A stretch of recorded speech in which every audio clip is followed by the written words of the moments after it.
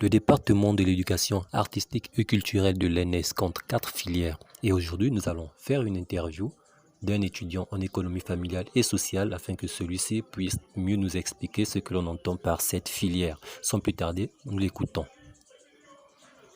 Je m'appelle Mbougouma Franck Bernard, je suis étudiant en Master 1 au département d'éducation artistique et culturelle, inscrit en spécialité économie familiale et sociale.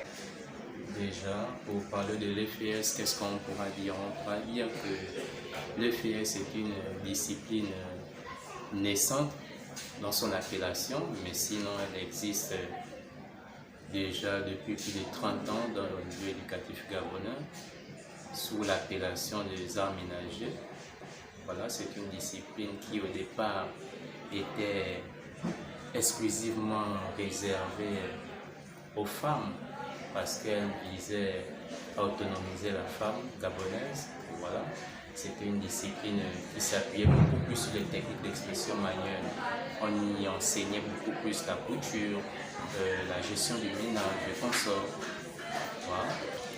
En 1997, une cuvée est allée au Sénégal, ils sont revenus et c'est cette cuvée-là qui est venue dans l'optique d'enseigner l'économie familiale sous la forme qu'ils ont appris là-bas au Sénégal, en Côte d'Ivoire.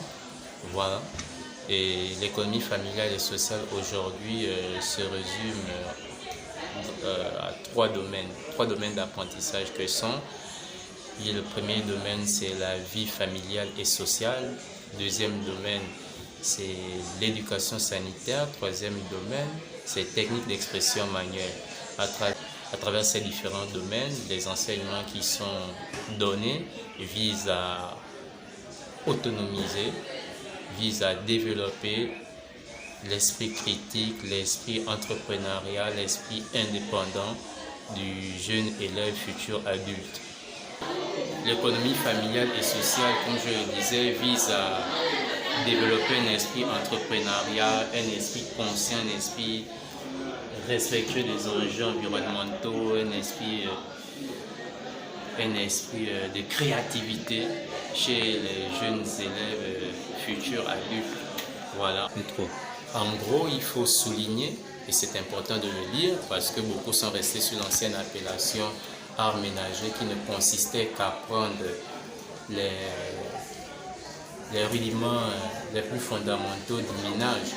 Mais aujourd'hui, l'économie familiale et sociale vise un domaine plus large, plus grand, plus vaste, qui permet aujourd'hui aux jeunes apprenants d'être autonomes, d'être indépendants, de maîtriser son environnement, de maîtriser son milieu de vie, de maîtriser son milieu professionnel.